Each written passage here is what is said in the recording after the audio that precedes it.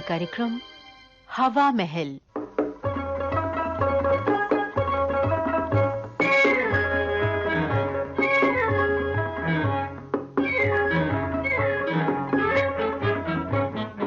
हवा महल में आज श्रोताओं आपके लिए लेकर आए हैं नाटिका मीत का पत्थर। लेखक उमेश दीक्षित, प्रस्तुतकर्ता मुख्तार अहमद।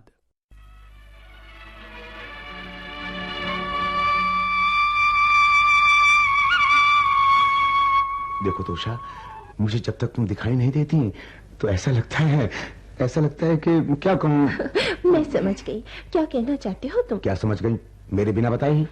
अरे यही तो कहोगे, उषा रानी, मुझे चारों ओर फूल ही फूल नजर आते हैं, हर श्रृंगार की महक आती है उषा, और हर शाख मुझे राजा इंद्र के नंदनवन से लाई लगती है। उषा तुम तो बस मेरा मजाक उड़ाने लगती हो।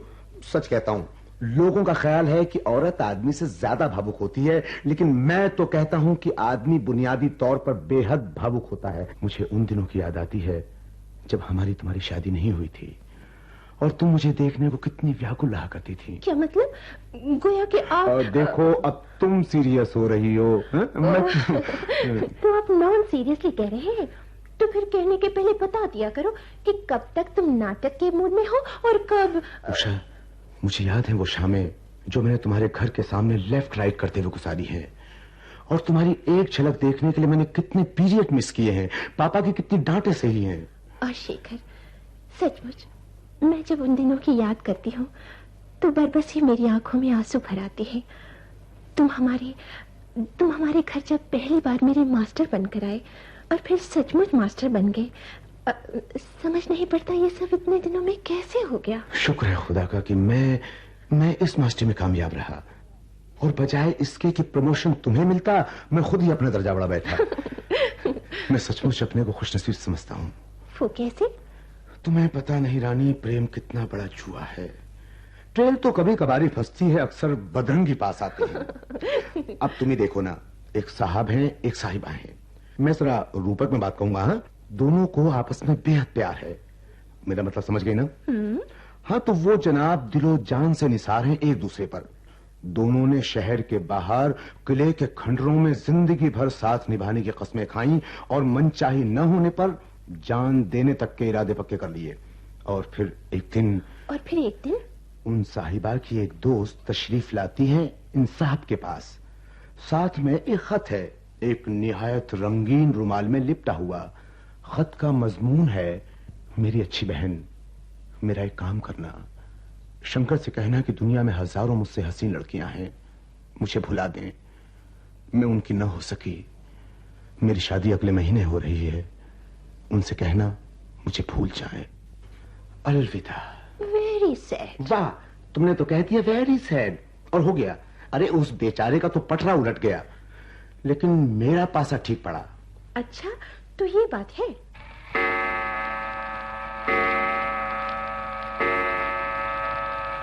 अरे बाप रे, 9 बजे? अभी तो 6 बजे थे, और फिर ये 7-8 कब बजे? आप सोकर तो उठे हैं 9 बजे, और तब से यही ऊट पटांग बातें कर रहे हैं। फिर भला घड़ी आपका ध्यान कैसे अपनी ओर खींचे? नहीं उषा, तुम नहीं समझती। मेरा सुपरिंटेंडेंट बड़ा शरारती, और बॉस तो उससे भी एक हाथ स्याता। 10 के 10:15 हुए नहीं कि लाल निशान। हाँ, और मैं जब टेबल पर काम करते करते तुम्हारी याद में खो जाता हूँ, कलम अपने आप नोट शीट पर तुम्हारी तस्वीर उतारने लगती है, तो ऐसे में भूतनाथ की तरह आकर वो जालिम मुझे लखलखा सुंघा देता है, दांत अलग पिलाता है। वो ऐसे दबे पांव आता है कि पता ही नहीं लगता, जैसे बिल्ली दबे पांव आती है। हाँ, उषा, मेरा तो इरादा है कि अफसरों के पैरों में घंटियां बांध दी जाएं, ताकि मातहतों को उनके आने जाने का सिग्नल मिलता रहे। घंटियां नहीं, घुंघरू कहो, और घुंघरू ऐसे रुंझन बोले कि घुंघरूओं की आवाज अफसर के स्वभाव की तरह हो, जैसे कि सरल स्वभाव के सज्जन हों तो छुन छुन, और रौबीले हों तो ठुन ठुन, और सख्त किस्म के अफसर हों तो ता थई ता थई ता। अच्छा श्रीमान, कहीं ये घंटियां आप ही के पैरों में न बन जाएं। क्यों? जल्दी करिए, ऑफिस जाना है ना। हाँ सरकार, जाना है। चल दिए अहले जुनून।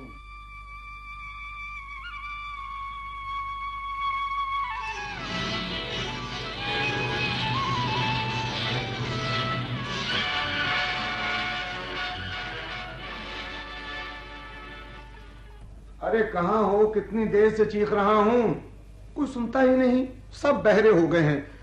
अरे भाई कहाँ हो, जरा सुनो तो। आ तो रही हूँ, मेरे पैर में कोई पहिए थोड़े ही लगे हैं। दिन भर फिरकी की तरह फिरती रहती हूँ, फिर भी जरा सा कुछ हुआ नहीं कि लगे बांग देने।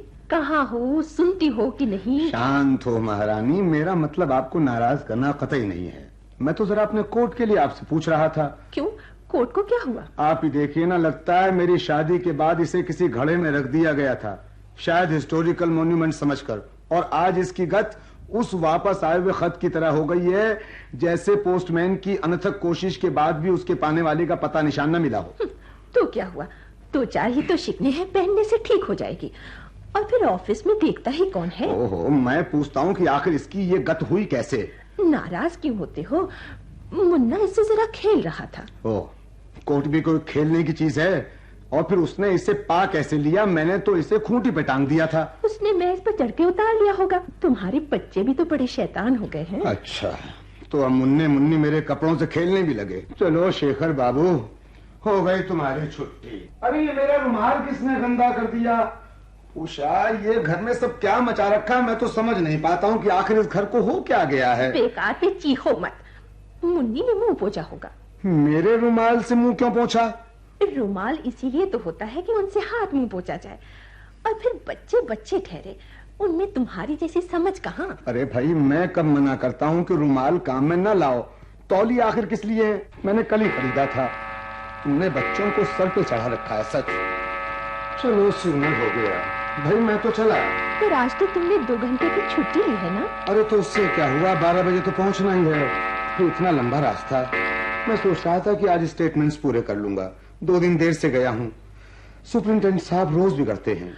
अच्छा, तो छुट्टी ली भी आपने दफ्तर का काम पूरा करने के लिए? श्री राम वैद्य ठीक कहते हैं। क्या कहते हैं? यही कि अगर तुम ज्यादा नहीं जीना चाहते हो तो शाम को देर तक दफ्तर में काम करो और फाइलें घर में भी ले आओ। इतवार और छुट्टी के दिन भी दफ्तर जाओ। खाने में 5 मिनट से ज्यादा वक्त मत लगाओ। जितना ज्यादा काम हो सके करो। खाने के समय भी दूसरों से काम की बातें करो। एक भी मिनट ऐसा न जाए जबकि आप काम की न सोचे। सारी जिम्मेवारी अपने ही सिर लादे रहो, और यदि दौरे पर जाओ तो कार्यक्रम ऐसा बनाओ कि रात में सफर करो और दिन में काम। उषा, तुम तो मेरी हंसी उड़ाने लगती हो बस। ये मेरी बेबसी है, सच कहता हूँ। ये छोटा सा घर और ऊपर से तुम्हारे बच्चों की चिल्लपों, इससे तो दफ्तर ही अच्छा। गर्मी हो तो मजे में पंखा चलाए बैठे, जाड़ा हो तो हीटर लगा दिया जाता है। जो गर्मी तो देता ही है, सिगरेट जलाने के लिए माचिस भी नहीं खरीदनी पड़ती, पैसे बचाता है। आप कितने मैटर ऑफ फैक्ट हो रहे हैं। आपकी सारी भावुकता कहाँ गई? बॉस के साथ टिम्बकटू। पर तुम ये मत समझो कि मैं रीत गया हूँ। तुम्हारी एक मुस्कुराहट के लिए सच कहता हूँ, दफ्तर की घड़ी रोज ताकता रहता हूँ कि कब 5 बजे। झूठी। नहीं रानी, सच। चल दिए अहले जुनून।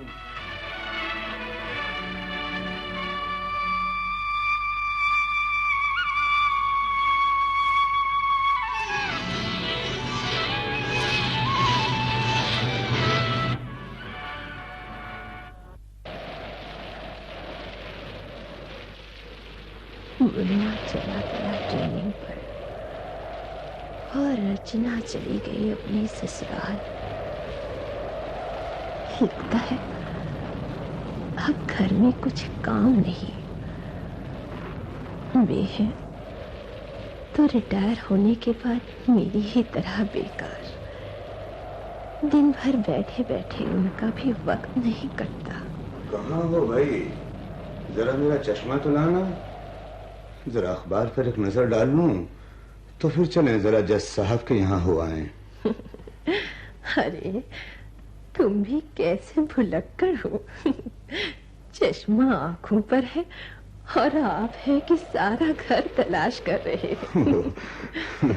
भाई असल में आदमी को एक आश्रम के बाद दूसरे आश्रम में प्रवेश करना चाहिए, लेकिन आजकल तो पता नहीं लगता कि कब आप 3 आश्रम पीछे छोड़ गए।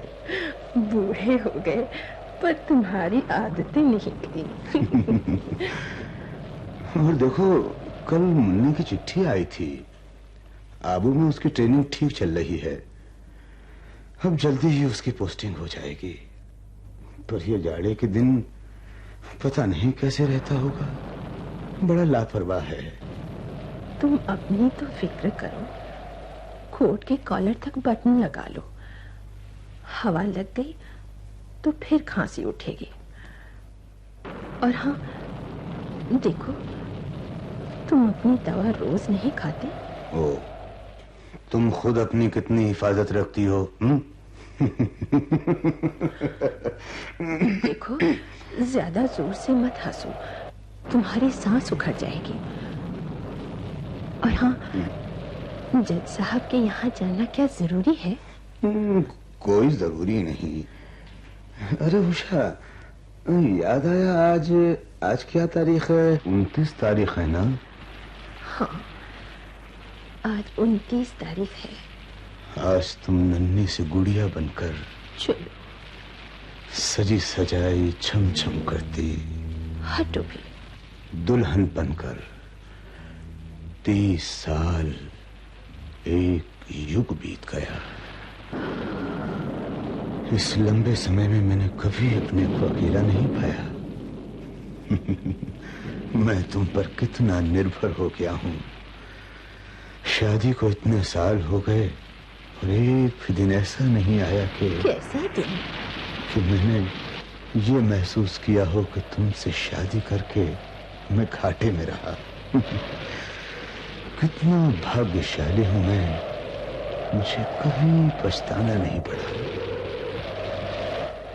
देखो, तुम्हें सर्दी लग जाएगी, ठंडी हवा चल रही है। चलो, भीतर चलो।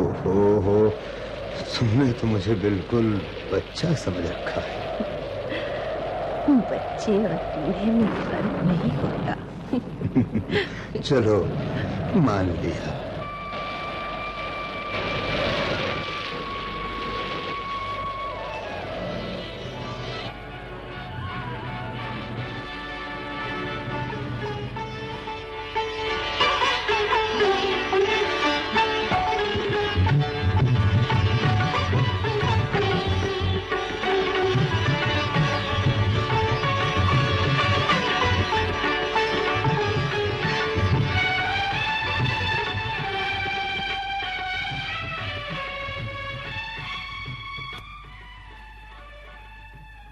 उमेश दीक्षित की लिखी नाटिका अभी आप सुन रहे थे, मीत का पत्थर। प्रस्तुतकर्ता मुख्तार अहमद।